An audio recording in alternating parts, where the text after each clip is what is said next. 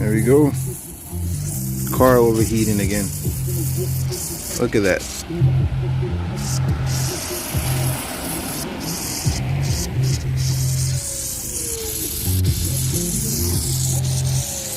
Look at that. Alright guys, welcome back to another video. I have another car on the channel. This one is, it's not a hoopty, but it's almost a hoopty since it's like 15 years old. But anyway, this is a 2005 Jaguar Vanden Pass, a P-L-A-S, Vanden Pass. Yes, I think that's how you pronounce it. Anyway, you're gonna be seeing me different, looking different in this video because I'm recording this at different period of times. You know, in other clips I might have a full beard. It might be at night, and in other clips you might see me like this, clean. Anyway, this car is another project car on the channel, like I said. But it has some issues, overheating issues, and I am going to attempt to fix this car or just bring it back to running condition. But in 2005 this car was worth about maybe 60 to 80 grand, but in between that. But it was a very luxurious car. Has a lot of good you know, a lot of great features, a lot of features that, you know, modern cars that are having today, you know, that car has it basically. So it's kind of ahead of its time when it comes to technology. Excuse me, I can't talk right. But yeah, I'm gonna try to save it. Try to save this Jaguar. I hope all goes well. But at the end of the video, I'll come back and let you guys know, give you my thoughts on how everything went, or, you know, whether we're gonna continue this or maybe we're not. So let's get right into it.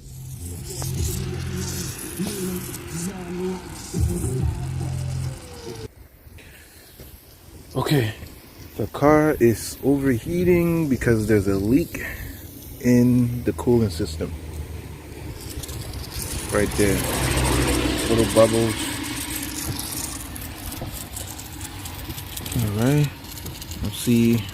As you can see, there's the cooling line right there.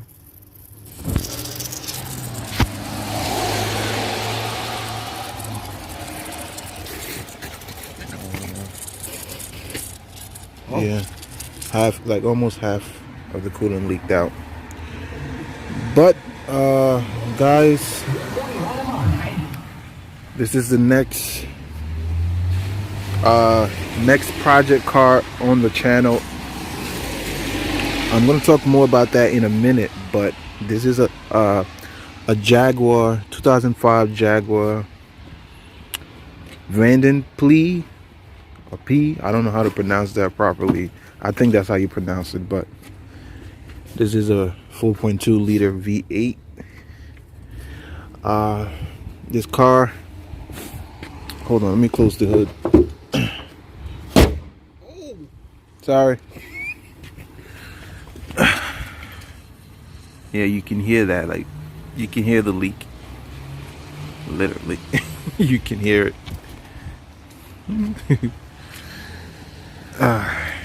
But I had to shut the car off because it was overheating. Let me show a little bit of this side. You didn't close the door, bro. You didn't close the door. Oh, so I can get back in. You can actually get in. Like, it's not like the door locks when the car overheats. You can still get in.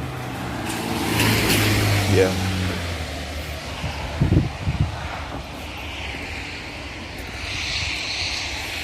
I gotta get a better angle of the car, but this is what I'm recording in. Okay, the quality kind of sucks when you record with the wide angle.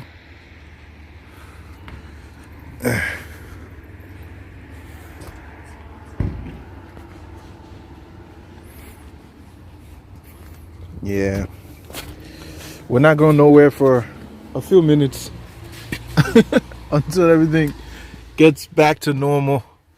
Turn the lights on in here, guys. Okay, just want to show a little bit of the interior.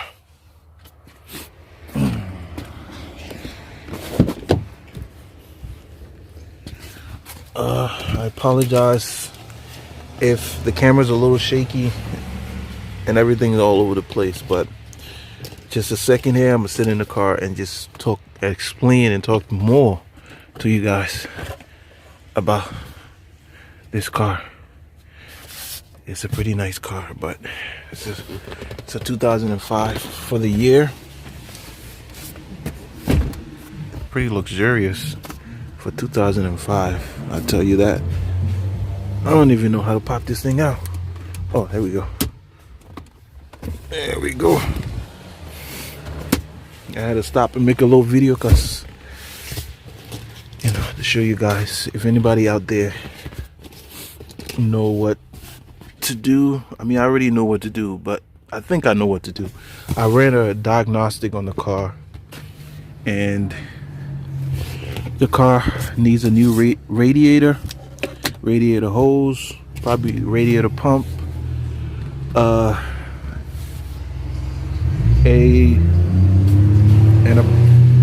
a lot of other stuff.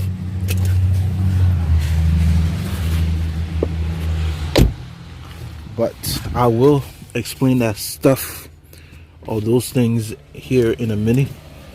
2005, power seats, power everything, glove box. It does have a sunroof right there. 6-speed automatic, plus, you know, sports mode, manual sports. Like I was saying, guys, the 2005 Jaguar Vanden Plie, I think it's Plie or Ply.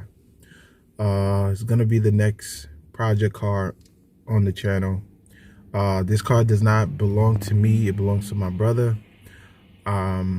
He bought the car in the condition that it's in, and, you know, passed it down to my niece, and, you know, she wants to make the car a daily driver, so she asked me to, you know, be involved in the repair process. I never worked on a Jaguar. Concerning the BMW, there's more BMW content coming, but right now the car, I had to take the car to a major shop, a big shop, because it needs some wiring, some electrical stuff done that is beyond my expertise or the expertise of my mechanic.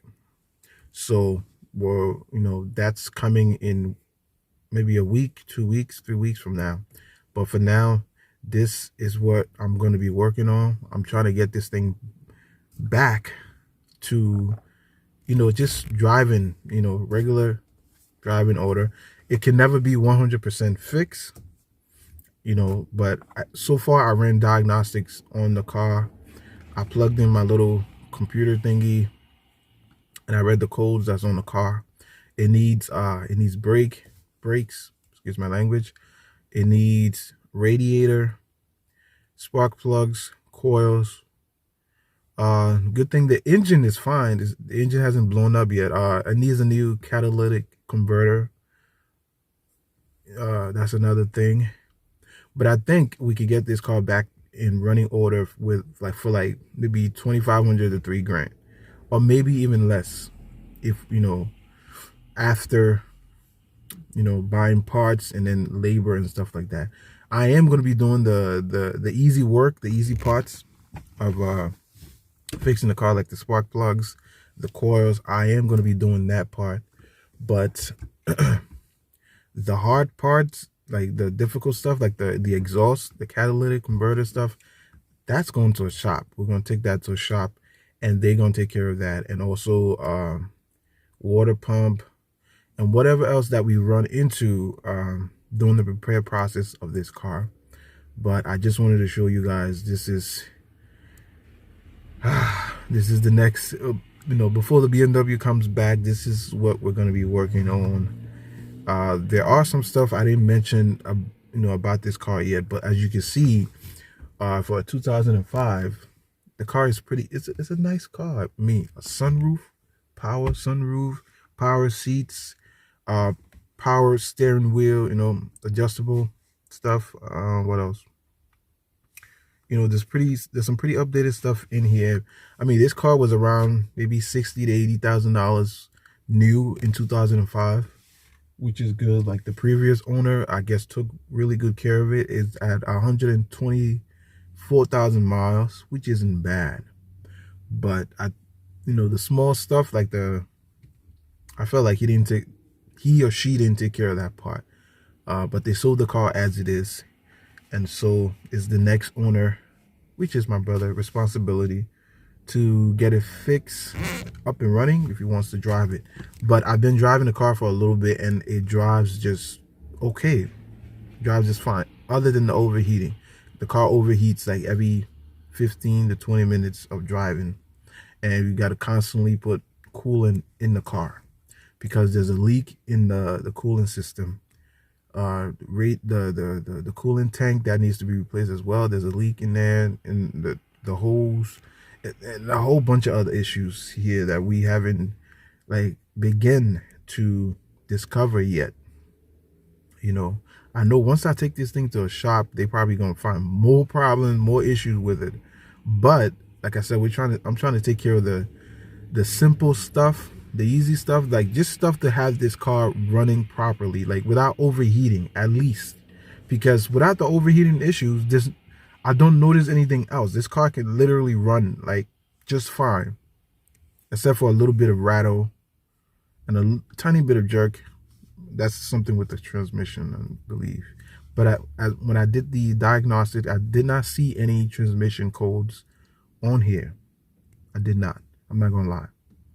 But once I come across those things, I will be updating you guys on it and letting you know what's next. But that's basically it. It's not a new build, but this is a new project to the channel, so that's basically it. I'm gonna do a little b-roll at the end of this video to show you, you guys, I'm probably gonna show you more about the inside of the car, the outside. Like I said, it has some pretty techy stuff in here. It has power folding mirrors, yeah. Very luxurious, just like real wood in here, man. This stuff is nice. And yeah, so that's basically it. Okay guys, here's I took the car to a shop. Shop belongs to a friend of mine, the 2005 Jaguar. And after changing spark plugs, coils, at first the car was very shaky, almost like the car vibrates when you're driving, and the transmission was like very jerky, a little bit, well, not very jerky, but a little jerky. We took the car, did some diagnosis on the car. Like I said, ran a couple of tests, changed the radiator. Apparently the previous owner was very dishonest when he was selling the car. So the car most likely has a cracked head gasket or a blown head gasket. And when you have a blown head gasket, that's catastrophic. That's terrible. I can't even say the word right. But that means the car is going to need a new engine. So, like I said, the previous owner, he put so much sealant leak or whatever, stop leak in the car, that when the old radiator was taken out, because we had to change the radiator, there was so much stop leak in the radiator.